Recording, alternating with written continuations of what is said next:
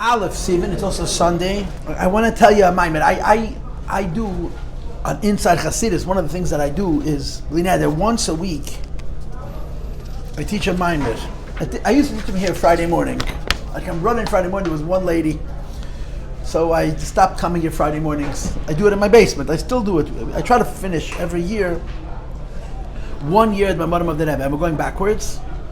And we're holding Tafshan Lamed Hey, 1975. That means we did all the Maimonim backwards till Lamed Hey, and it's one of the things that I feel very good about. So every week I learn a Maimed from the Rebbe, and the Maimed that I taught on Friday, which I hope to put up today, is the Maimed about B'shah she'ekdimu Yisroel nasa l'nishma. Right, when the Jewish people said nasa before nishma. So of course the standard Gemara that's brought in the Maimonim is the Malachim came and they gave him 2 crowns, and you have the question, I don't understand. If they're getting crowns for saying Nasa before Nishma, either give them 1 or give them 3. Why are you giving them 2? They're getting the crowns not for saying Nasa before Nishma. They're saying getting crowns saying Nasa before Nishma. So on the Gemara is a Medrash. That the Medrash says it's actually 3 crowns, but 1 crown the Eibishter keeps. He gives us 2, and the 3rd one he keeps for himself. That's how the Maimonim explain it. But in the Gemara there's another version of this, a different part of the story. When the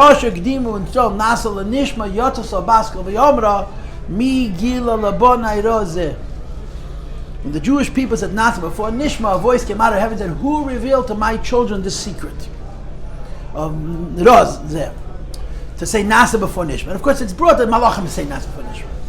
So the Rebbe's Maimed goes on to say that other Medishim learned Teda, and Neach learned Teda, and the Ahavas learned Teda, and they did mitzvahs, and the Mitzrayim learned Teda. There was a whole bunch of steps about how there was so much Yiddishkeit in the world before the Eibishter gave us the Torah. So what's the big deal? You know, the Matan Torah, a little more of the same. What's the big deal?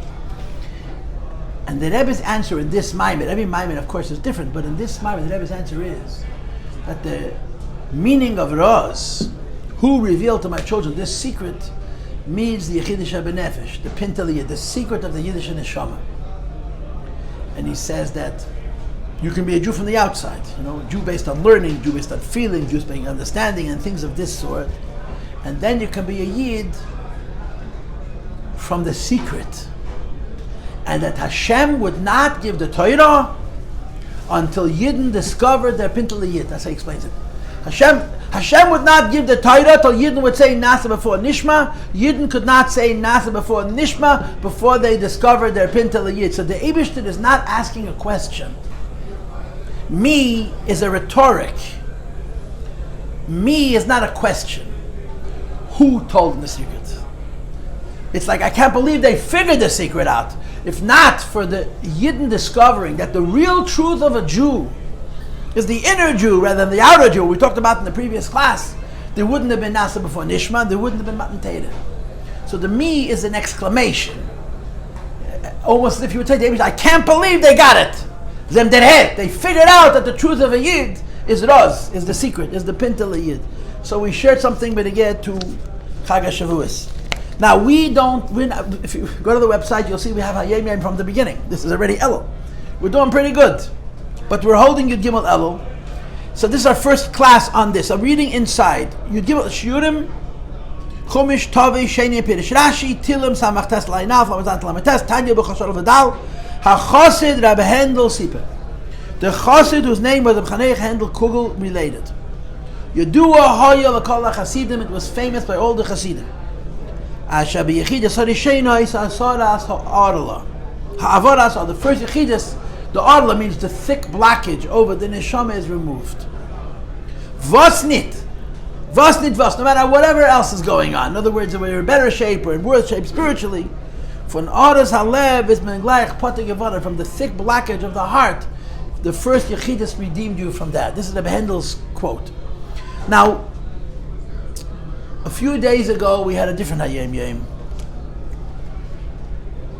The one about Alei Meten Leprakam, I don't know if you remember, it's a couple of days ago. A couple of days ago in the Hayom Yom. For us it's like 6 weeks ago, 5 weeks ago. And I told you then, so that Hayom Yom was a quote that Rabbi Hendel repeated the first time he was in Lubavitch. So I said to you then that when we get to this today, whenever we learn Hayom Yom and the personality is mentioned by name, we stop and we talk about him. So the discussion of today, we're not going to learn that Yom Yom. We're going to talk about this chassid, his name is Reb Chanoch Henech Kugel. He's very, very important in the history of Chabad, particularly as it relates to the Frierdiker Rebbe, to the previous Rebbe. And I'm going to share with a little bit that I remember. The Frierdiker Rebbe talks about him a lot. And the Frierdiker Rebbe really loved him. Really, really loved him and really, really respected him. He came from Dachshitz. Kugel, Deutsch, came from Dachshitz. Dachshitz was a Chassidus city. And I don't know what he did for a living, but he was broke. The Frierdiker Rebbe says he was so poor. He came to Lubavitch as an old man. He came to Lubavitch to retire, as they say. I don't know what he did professionally. He had one room. And his house was decrepit. It was mamish poverty. But he was such a lebendiger chassid. He was such a great fire of Chassidus that he was not poor at all. He was extremely, extremely rich in his mahus. He was one of the personalities who lived in Lubavitch at least 15 years, full time. His first Yechidus was Tafresh Gimel, 1843. That means that in 1843 he was already a grown man. How old could he have been? He wasn't 12, he may have been 18. Which meant that he was born in 1825, yeah. He came to the Lubavitch at least in the 1880s. He passed away in 1898. Tafresh Nun Ches, when the Frierdiker Rebbe was 18 years old, 17 years old. I'll tell you that story, if I'll keep track. I have no notes, so I may miss the story, but I want to share with you the mahus of this man. The Frierdiker Rebbe says about the Hendel as follows. He says, B'chalal, a great chassid had to have a great mind and automatically had a great heart. That's how he phrases it. In our generation, we don't understand that, but he says, great chassidim were big people. And big people, they understood a lot, and most importantly, they understood very deeply. And because they understood a lot and they understood deeply, they felt a lot. And they felt very deeply. And that was a trademark of a Chabad chassid. A Chabad chassid was defined not by how hysterical he was, but how powerful and how deep his feelings were. And it ever tries to portray to you a principle, sort of a hypothesis, a theory, that Chabad Chassidim had great minds and deep minds, and therefore they had deep feelings, and that's what made them Chabad Chassidim. But Chassidim with simple minds, they're connected to the Rabbeim and all the rest, but the true Chabad Chassid didn't really exist by Chassidim who didn't have those skills, those tools that were necessary to have depth. So the Rebbe says Chanoch Hendel was the exception. He had a common mind, he says. He got to push the cup. He wasn't that intelligent. He couldn't know 1,000 Maimonim. The whole shot, he didn't have that kind of brain. He was a lot closer to you and I, to us. I should say I. But he had the heart of a lion, Frierdiker Rebbe says. He had the heart of a giant. In other words, without the intellect to generate the spiritual feelings that he had, his feelings were that of a great person. So he was a very big chassid, and he was a Chabad chassid, but he had a different root. The Kopek Venapashat, that in his mind he wasn't extraordinary, he wasn't special. And usually, if you have a mind like that, your feelings are superficial. They're real, they're certainly expressed, they're demonstrative, but they don't have the power, the integrity of a person. The Hendel was a Pashat Yid in Kop. When in his heart, he was a great chassid. He was a deep Chabadnik, but only in his heart. It was a very unusual personality. He was probably a Melamed. All the poor people, all the Chassidish Yidden were poor and Melamed, but I don't know what he did. But he was an Alman. His wife had passed in his middle years, apparently, and he moved to Lubavitch. He just lived in Lubavitch. When he came to Lubavitch, it was the last years of the Rebbe Marash. I don't know exactly, but I know that when the Rebbe Marash passed away, which is 1882, Tafresh Mem Gimel, he was already living in Lubavitch permanently as a fixture. And this was part of the allure of coming to the Rebbe, Coming to the Rebbe obviously was for the sake of coming to the Rebbe, but there was a culture in the Rebbe's court that was reflected by the permanent residents, They were elder Chassidim. I hate to use these words, but this is probably the right way to say it in English. Who retired in Lubavitch. They moved to Lubavitch and they were there. So they were always around. So every Shabbos they heard the Maimer. They participated in the Fabrengens, and they almost became the liaison between the guests and the Rebbe. You know, they were a very important part of the scheme of Lubavitch. And then, of course, you also had what was called the Yoshvim. Yoshvim were young men, junge Leitlach. The Yoshvim were either still single or newly married. They were probably in their late teens and early 20s. And as a rule, they were very bright. They were big lomdim. They were not simple people who knew a lot of nigla. Remember, Chassidim did not have yeshivas. Only Litvisha, only Misnagdim had yeshivas. And they were not called Misnagdim yeshivas. They were called yeshivas. Finished. Yeshivas were full of Chassidish Bacharim, and the Misnagdim didn't try to change it with Nusach Ashkenaz. You came to yeshiva for one reason and one reason only, to learn Torah. And every boy, whatever Chassidus he belonged to, when it came Yom Tov, he went to his Rebbe. That's how it was. So these were young alike. If they were the really, really bright ones, they learned in the famous yeshivas of Russia, the biggest yeshivas in the world, the best yeshivas in the world. If they were not so bright, so they learned at home with their Rav. Every Rav doubled as a Rosh Yeshiva in those days. And they were full of Torah. They were big Talmidei Chachamim, but they came from a Chabad background. So when they reached an age of maturity, they came to learn Chassidus. Right? There's learning Torah, and then there's learning how to serve the Eibishter. They're not the same thing. This is one of my favorite stories. Mamish, one of my favorite stories. The Rogatchover. You heard the Rogatchover God was 18 years old. He knew the whole Torah, and he understood it extraordinarily deeply. He was a very powerful mind. And he went from shtetl to shtetl, exposing the Rabbonim as frauds. I mean, they were big lomdim, but they were not the Rogatchover. And he was looking for anybody who could match him in Torah. And he'd come to a city, he'd speak to the Rav, and he'd show the Rav there's a Rabban of Zeraisa and the Rabbanan, and no good. But every once in a while, he would meet a Rav that could actually spar with him. He came to Lublin. Lublin was a famous city. They had always great Rabbanim. The Lublin Rav then was probably in his 40s or 50s. His name was Shrei Zalman Fratkin. He was a Lubavitcher Chassid. He was named after the Alter Rebbe. And he was a Rogatchover. He knew the Torah by heart. When people sold Sfarim, they didn't charge him for a book for buying it, they charged him for a book for looking at it. Because once he saw it, he didn't need it. He had that kind of mind. And the Rogatchover comes into his house, and they fought like two caged animals. They fought like lions for a very, very long time. And this was his delight, this was his pleasure, to have a match, somebody that he could spar with equal shava b'shava. Anyway, when they finished, he walked out of the house, mamish dizzy. He was walking through the streets, muttering to himself, Der Alter can learn. This old man can learn. Der Alter can learn. This old man was very, very taken by the Teres Chesed. Before he left, he said to the Lublin Rav, is there anybody else in Lublin I should go talk to?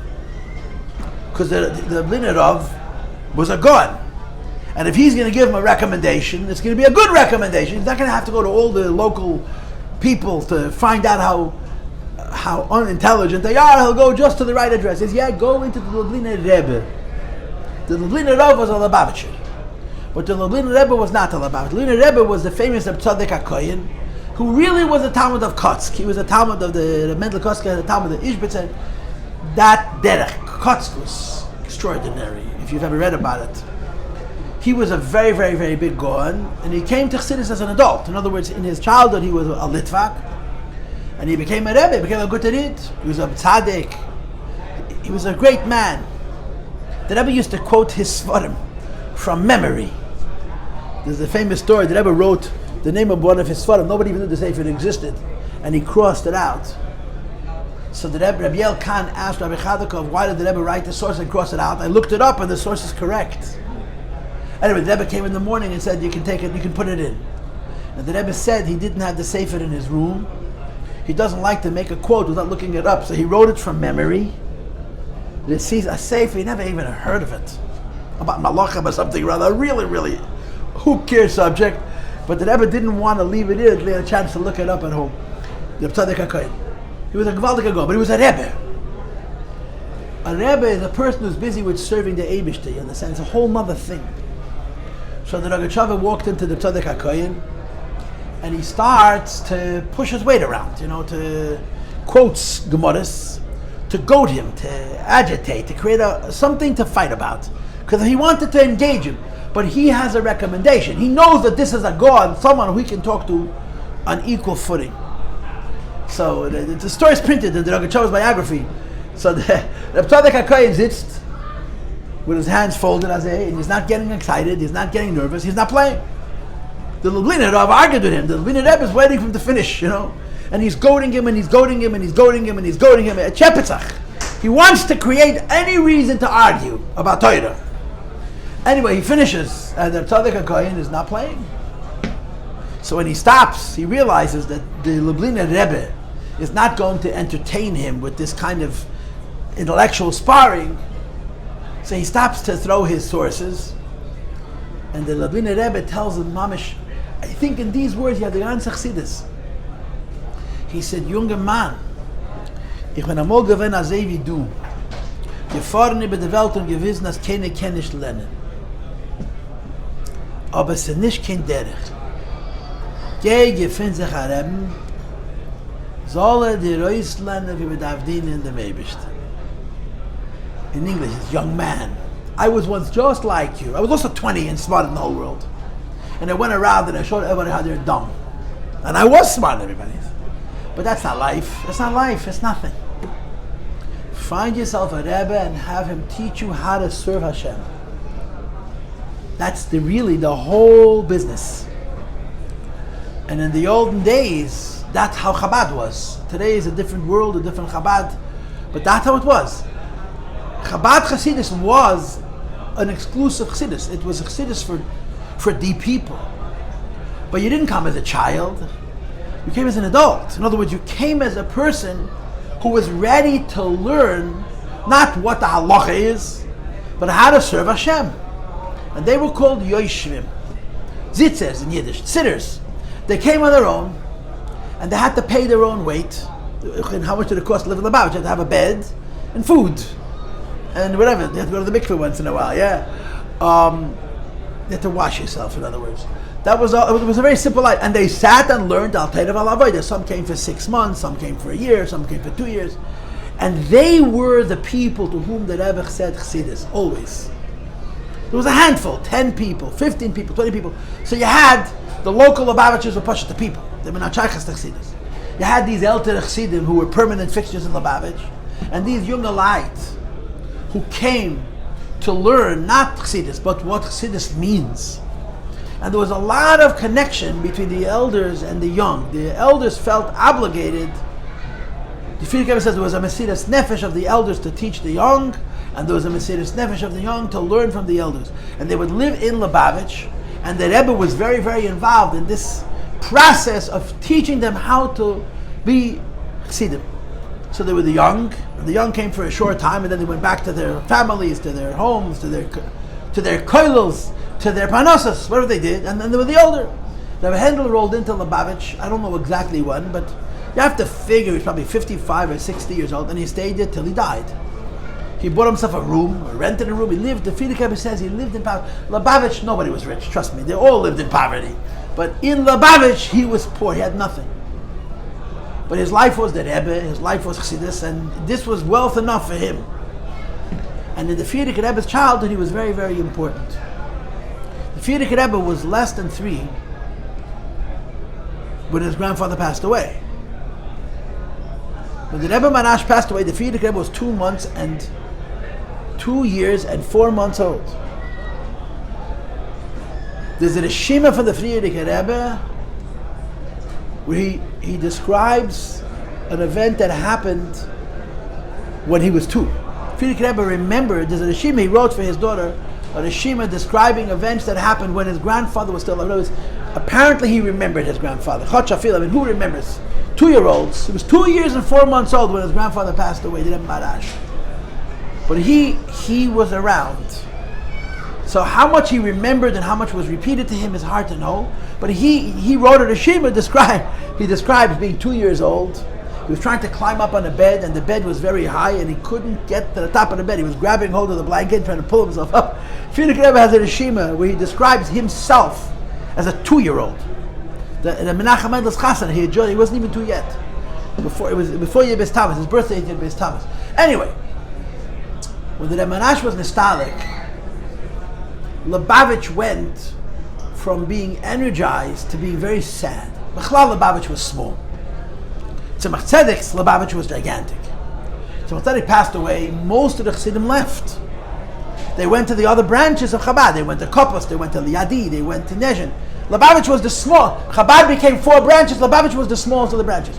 The Rebbe Marash rebuilt his Chassidus. He was the Rebbe for about 18 years, 19 years, 18 years. He rebuilt it, but it never was very large. The Frierdiker Rebbe says the outstanding characteristic of the Rebbe Marash Nasias was the degree of closeness. There were not a lot of Chassidim, but the Chassidim that they were very close to the Rebbe Marash. The Marash passes away, and Lubavitch goes through a dark period.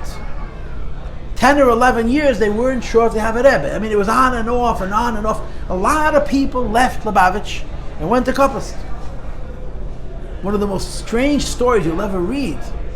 There was a Yid by the name, I think, of Don Tumarkin, a big chassid, who wrote letters defending. The Rebbe Marash had a big argument with his nephew. The Rebbe Marash had a nephew, his name was Rav Zalman Kopos. He was his nephew, his brother's son, but Rav Zalman Kopos, the nephew was 4 years older than the uncle. You understand? He was born Taf Kuf Tzadik, the Rebbe Marash was Taf Kuf Tzadik Dalet. And they had a famous argument. A friend of mine wrote up a whole essay outlining the sources of this machlokes. It's a question about tzimtzum and nagavay tzimtzum and lay nagavay tzimtzum and teshimu. If you're around smart people, you've heard the talk. It's a very complicated debate about how the tzimtzum affects kalim versus how tzimtzum affects oil. And the Rebbe Marash said lay nagavay tzimtzum. The Kopos to argue. And this chassid, I think his name is Don Tamarkin, but I could be wrong, defended his Rebbe, the Rebbe Marash. And he started up at the Kopos there. And our Rebbe said that we have these letters where this chassid was defending his Rebbe to the Kopos there. And he said that he had no business getting involved in an argument. He was out of his league. The Rebbe said that he had no business getting involved between the Rebbe Marash and his nephew. He didn't understand who the Kopos was. He was out of his own. He should have kept quiet. He wasn't the kind of person. He should not have been the person to argue with the Kopos himself about the Rebbe Marash. He didn't understand who these two men were. When the Rebbe Marash passed away, he became a Kopos. He went over to the other side. I don't know if he changed his opinion, but that's how dark Lubavitch became. And very few Chassidim stayed. Those who stayed were extraordinarily loyal. You know, if by the Rebbe Marash there was a loyalty, those few years until the Rebbe Rashab took the Nesias, I mean, Lubavitch was rejuvenated because of Time Chatmimim. If not for the yeshiva, Lubavitch would have been, in terms of population, a tiny Chassidus. A Rebbe is not smaller because there's fewer followers, but Lubavitch was recreated because of Time Chatmimim. But until then, Lubavitch was small. And for 10 years or 11 years, the Rebbe Rashab was not officially a Rebbe. He was moody. I am a Rebbe, I'm not a Rebbe, I do Yechid. I say Chassidus. He wasn't even Lubavitch half the time. He traveled a lot. He was not well. So the few who stayed were extremely loyal. One of the closest people to the Rebbe at that time was this Reb Hendel, Chanoch Henech. And the Frierdiker Rebbe describes, I don't know if he remembers it or it was told to him, that for the year of Avelis, the year that his father was saying Kaddish for his father, the Rebbe Marash, the Rebbe Rashab was 21, 22 years old when his father passed. You understand? He was a Rebbe Rashab, but he was young. And the loss of his father was devastating to him. It says in the biography of the Rebbe Rashab, in the beginning of the Sefer Chanech Lanar, Histalkus Oviv also Allah Reish Hamaz. The Rebbe Marash was supposed to live a few more years. And his passing was, for whatever reasons, the Rebbe Rashab was beside himself. He was broken indescribably. He fell apart. It became Zog Nazar. For that year, he Poshet lived in his father's office. He lived in the Rebbe's Yechidus room. As much as he slept there. He ate there, he slept there. He never left the room for a year. 3 times a day, this Rebbe Hendel would open the door and the minion would walk in, and the Rebbe Rashab would say Kaddish, Kaddish, and as soon as this same Reb Hendel would say, okay, out. You understand? It gives you an idea that Rebbe Rashab was 22. This Reb Hendel probably close to 60. And he served. There's two parts to the story. Number one, that he served the Rebbe Rashab. Number two, that the Rebbe Rashab was comfortable having him serve this role. That's how close he was to the Rabbeim. And this closeness had to do with his heart, with his soul, with his neshama. Now, probably the greatest thing you could say about this chassid, Reb Hendel, is his relationship to the Frierdiker Rebbe. Frierdiker Rebbe had a very hard childhood. He makes it sound like it was wonderful, but Frierdiker Rebbe had a very hard childhood because his father was sick always, Nachanant. Twice, the Rebbe Rashab almost passed away. The first time the Frierdiker Rebbe was 6.5, and the second time he was 10.5. You verstehst? He was mamish agoisis.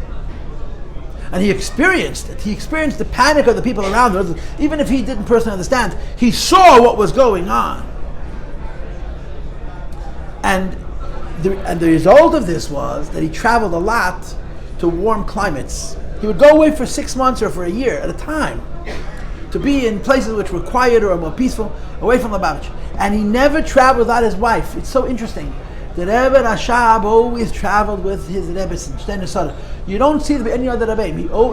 He always went with her. Frierdiker Rebbe traveled alone all the time. The Rebbe Rash traveled all the time. The Rebbe Rashab always traveled with his Rebbe. And they had a little baby, a boy. And your father and your mother leave. I don't know how many times, from the time he was 4 until the time of his bar mitzvah, how many times his parents Pashat left him. Together, they went away as a couple. One of the greatest moments of his childhood is that in one of those trips, they took him along. This is called the Masa Yalta, which he writes about in the Rishimas HaMaaseh, that he took him along. And he joined his father wherever they were, and his father learned with him, a whole thing. But Azoi, he left him with the Babsh. Who did he leave him with? With his grandmother. And she raised him. I mean, the honest two raised the Frierdiker Rebbe. Of course, the Rebbe Rashab was very important in his life, certainly when he got a little older. His Baba, Rebbe Tanifke, and this Reb Hendel. He was Pashat a surrogate father. The Frierdiker Rebbe's childhood, he played a very important role. He played an important role, probably more than anything else, by who he was. In other words, not his instruction. Frierdiker Rebbe was not he was a well-behaved child. He liked to have fun, but he was obedient. You didn't have to discipline him, you know. But Rebbe Hendel was a man that he could learn from by watching him. His Ahavas Yisroel was not to be believed. His Ahavas Yisroel was unbelievable. And he was a very important influence of Frierdiker Rebbe. The Frierdiker Rebbe talks about him with such love, with such a personal feeling of nostalgia. He was very important to Frierdiker Rebbe. There may have been other Chassidim like him, but we don't know about them. He was in Lubavitch. The Frierdiker Rebbe was a child. His parents were away, and Rebbe Hendel played a very, very vital role in his upbringing. A very, very important role in his upbringing. Anyway, but just a few more stories about Rebbe Hendel. I'm trying to tell you what I know. I'm making it as dramatic as I can, but I can't make it up. I'm making it interesting, but I can't make it more.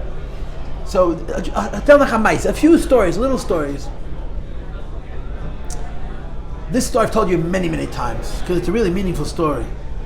And it's a story of the Frierdiker Rebbe, that's really the truth. The Rebbe Rashab finally agreed to be a Rebbe officially, Rosh Hashanah Tov Reish Nun Dal, which is almost 11 whole years after his father passed away. His father passed away Yud Gimel Tishrei. 13 days at the Tishrei, so 11 years on Rosh Hashanah, the Rebbe Rashab came into the shul and sat in his father's spot, and then it was official. Once the Rebbe Rashab became a Rebbe, Lubavitch bloomed. And then, of course, 4 years later, they made the yeshiva that was Goran on the Zon. The Frierdiker Rebbe then was bar mitzvah. His bar mitzvah was the summer before, Reish Nun Gimel. His bar mitzvah was a big party. The Rebbe Rashab said Chassidus in 1 week, 12 times. The Frierdiker's bar mitzvah was celebrated. And I think about this a lot because I think it's compelling. The Rebbe Rashab said my mother, but the Frierdiker's bar mitzvah, Ben Peiris Yosef Ben Peiris Alei Oyen. Yosef Atzad Ben, his name was Yosef. He said Maimorim ben Peiris Yosef. He said Maimorim on the name of the Frierdiker Rebbe at 13. So the Rebbe Rashab knew who his son was. The Maimonic Chassidus reflect, especially the Maimon that the Rebbe said in Chavches, that Yosef is higher than the Ahavas. Not Yosef is higher than the Shvatim. Yosef is higher than the Ahavas. And when you read the Maimorim and you think a little bit, the Rebbe Rashab was saying this about his 13-year-old son in the Maimorim that he said by his bar mitzvah. Anyway, the following Rosh Hashanah, he sat in his father's seat, was official. But Lubavitch still had its periods. In the earlier years, the crowd was smaller. When the crowd was smaller, the Rebbe Rashab davened in shul. When the crowd was larger and people were looking at the Rebbe daven, so he would daven at home.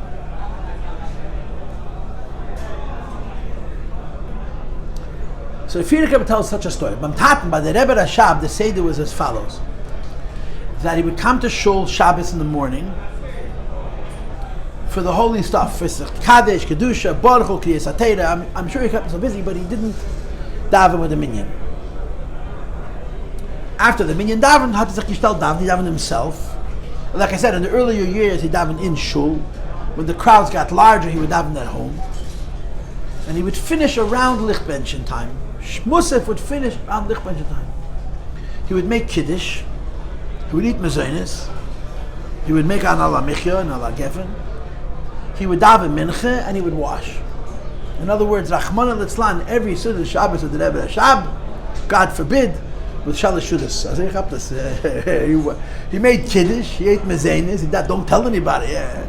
It's gonna ruin the whole Seder Bereshis. But that was the Seder. And when he sat down to the Shabbos, these elder Chassidim would sit around. The Rebbe Rashab was in early 30s. These men were literally twice his age. And they knew their place. The Abba Person, you may know the name, Abba Person, he lived in Lubavitch permanent. This Reb Chanoch Hendel. And then there were various guests who would visit. And they would sit. Sometimes the meal was smaller, sometimes the meal was longer. There was obviously a conversation, and they weren't talking about politics, all about Chassidus. And the Rebbe would speak, and they would listen, they would ask questions, they would offer their opinions.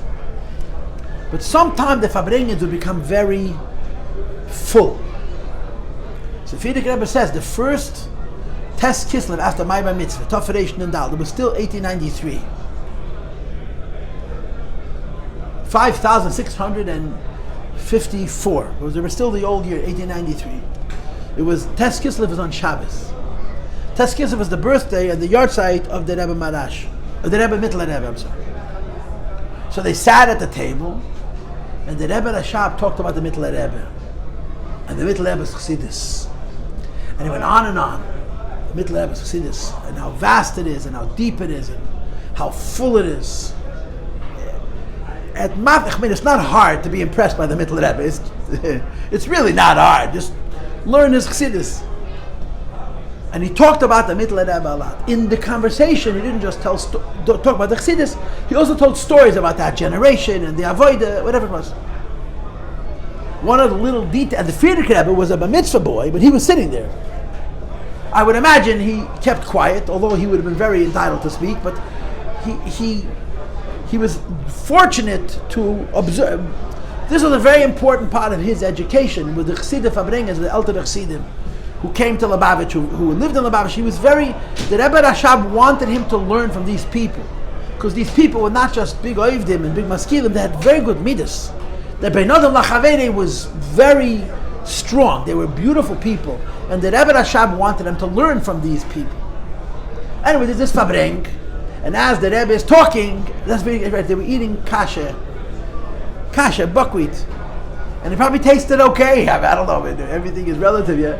So as the Rebbe is talking and they're eating kasha, the Rebbe Rashab gives a quip. You have to be careful to separate the pleasure from the kasha from the pleasure from the Chassidus. You have to know which part of the pleasure is coming from the kasha. Anyway, so the meal started around 4:15. It finished at 7 o'clock.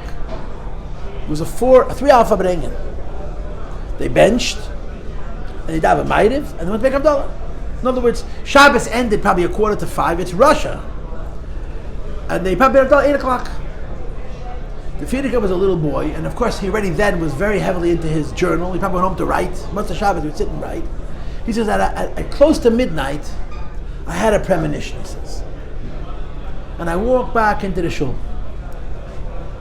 And this Reb Hendel, who was sitting at that Fabrengen, is still davening Ma'ariv. He's davening Ma'ariv probably 3.5 hours. And he's bawling. His face is on fire. He's crying like the world is coming to an end. And he's saying Shmoneseh, Ma'ariv, Motzei Shabbos. So Frierdiker Rebbe says, I'll be Allah, you're not allowed to sit in front. He stood behind him. He sat, they waited. He finished way after Chatzos, way after midnight. And when he finishes, Rebbe Hendel turns around and he sees the Frierdiker Rebbe. And men like him, especially him, they felt obligated. B'chlau, elder Chassidim felt obligated to teach younger Chassidim what Chassidus means. But this was the Rebbe's son. And Rebbe Hendel, he probably knew that part of his responsibility was to be madich the Frierdiker Rebbe. So he walks up to Frierdiker Rebbe. His face is red, like as if I don't know what happened. And he walks up to Frierdiker Rebbe, he pokes him in the chest. Herz Yosef Yitzchak, called him by his name. He says, the haskalah was not geret. The philosophy that was discussed, I didn't understand. When you chabnish the haza, I don't have the nerve to expect that I should understand it. Who am I? I'm a simple person. But the stories, he says. You hear a Chassidish story, and the story doesn't touch you, this is not acceptable.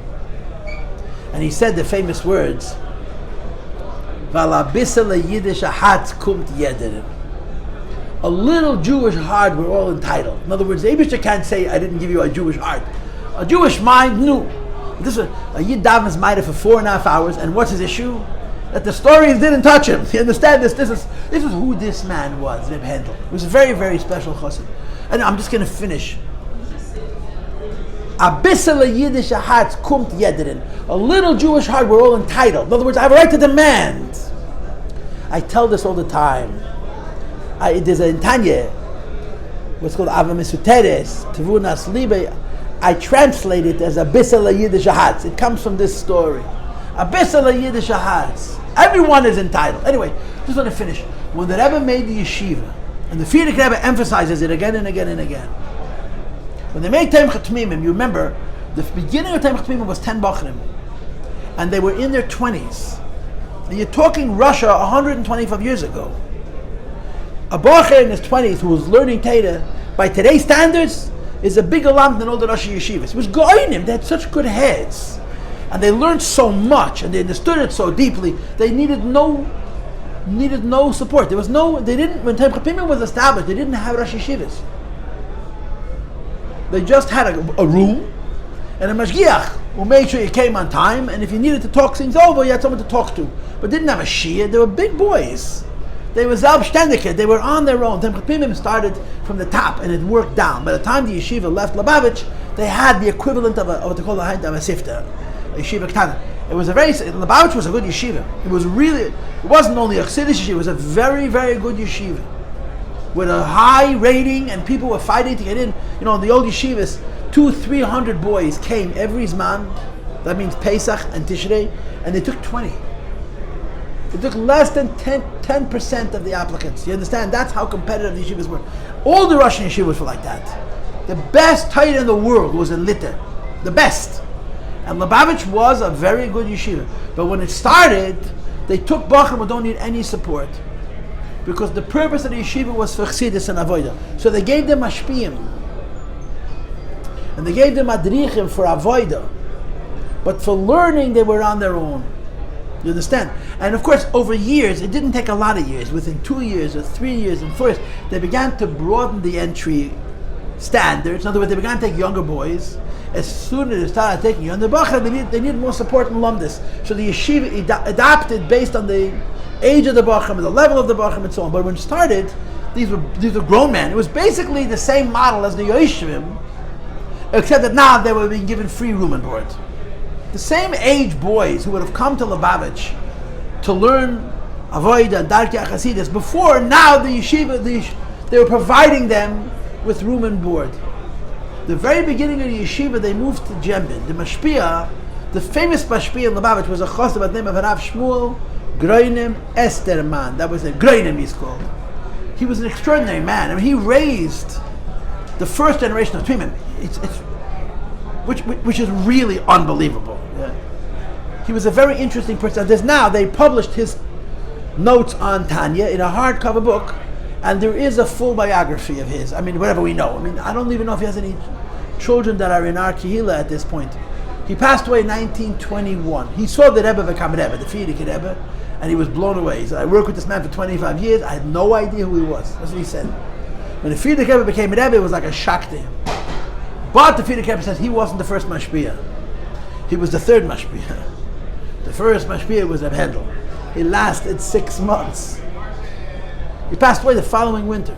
But the Frierdiker Rebbe, my father made the yeshiva, the first mashpia was Reb Hendel. And he makes it very clear that you should understand that the model of Tamei Tmimim revolved first around the man like Reb Hendel. Groening was an incredible mind. All the Chassidus we learn is his. You know, Rabbi Khan were all students of Rabbi Yale. Yeah, Rabbi Khan learned from Mishka Gerari. I mean, there's a whole politics. Mishka from Chachafeged. The Chassidus we have, the way we learn Chassidus, is directly traceable to this one man, Groening. He was the Mashpia, and Groening was Makabah from Shmuel Bar Bariseven, who was the Talmud of Reb Hillel. Reb Hillel Paracher. Reb Hillel, the style of learning that we have, I don't mean the Rebbe, I mean Chassidim, you really can trace it back to Reb Hillel Paracher. Reb Hillel Paracher was the Mashpia of Reb Shmuel Bar Bariseven. Shmuel Bar Bariseven was his Mashpia, Groening was Mashpia. The yeshiva moved to Yemen because he lived there. He was alive in Yemen. He was poor and broke. And then he moved to Lubavitch. When he moved to Lubavitch, yeshiva moved back. That's the story. Now there's, of course, everything has a da'as aliyah, but that's the technical story. But the Rebbe said the Tata Gemach yeshiva, the erste mashpia gewen Hendel. Hendel because of his davening and because of his Ahavas Yisroel. His Ahavas Yisroel had no bounds at all. So I'm going to finish with 2 stories. The first story is that one of the first 10 Tmimim was a chassid by the name of Chanya Marozov, Elchanan Doi Marozov. You may have heard the name. Chanya Marozov was so close to the Rabbi, we have no idea. He was a very great, the Rebbe Rashab said, a person as genuine, as true, as Chanya I never saw any place. Chanya Marozov and the Rebbe Rashab were chavrusas. They learned together. He was the Rebbe Rashab's personal secretary. When the Rebbe Rashab passed away, he moved away and the Frierdiker Rebbe begged him, I need you. And he came back and he acted as the Frierdiker Rebbe's secretary, even though he didn't see himself as a chassid of the Frierdiker Rebbe, but he served him. And Stalin killed him. They now found his grave. I don't know if you're aware of this. He was killed in Leningrad. One night they arrested 10 chassidim and they shot them and they put them in a collective grave and they put up a matzeva. In the last 5 years, there was a park where they killed the KGB. They know where they were shot and they put up a tzion with his name and then the other names, the other 9 Tmimim who were killed. Chanya was a very great man. He's a whole story unto himself, but this is not for right now. Chanya was drafted. It was Russia. I mean, Bichlal, a Jewish boy in the army is, I don't know how much fun, but a boy like Chanya in the Russian army then was a big hell of a hester. And I don't know the details of the story, but he got out of the draft. He was drafted and he got out. Whatever the issue was, he was crazy for this reason, crazy for another reason, he got out of the draft. And word came to Lubavitch that Chanya was released from serving in the Russian army. This is 1897, 1898. I think it's Nun Ches. It could have been Nun Tes, but I'm not sure about the year. Hendel got so excited. He's running through the streets of Lubavitch. Chanya is arois. He was singing to himself. Chanya was freed, was released. He ran into the Rebbe Rashab's house. Ran straight into the Rebbe Rashab, the Rebbe. But he was so excited. When he walked in, the Rebbe got up. And he ran over to the Rebbe and spontaneously he put his hand on the Rebbe Rashab's shoulder and he started to dance. And the Rebbe danced with him. Chanya is arais. Chanya is arais. This is a story. I think the Frierdiker Rebbe tells the story. But you can't do that and not mean it. You understand? You can't do it, not mean it. You don't go into the Rebbe's room and start to dance with the Rebbe on a Monday morning, as I out of the blue, you know. But this was who he was. And the last story is a tragic story, but it's a true story. There was a fire in Lubavitch. And you know how it was, everything was wood. And they built these tinder homes, wood homes. So when you build a house, the wood is fresh, yeah, but the house sits and sits and sits and sits, and the wood becomes drier and drier and drier. And every century there's a fire and the city burns down. Lubavitch had that same trajectory as all other homes had. And there was a fire, and one house catches, and the second house catches, and the third house catches. And what did they have for the fire department? A water line with buckets. You couldn't fight these fires. You waited for the fire to go out, and you combed through the ashes to find what you could save. He stood in front of these burning houses crying. Yiddish Geld brennt. Was I meant? Yiddish Geld, Jewish money is burning. It Pashat killed him. That's what he died from. Yiddish Geld brennt. Okay, we'll do this next week. Okay, thank you for listening to my stories.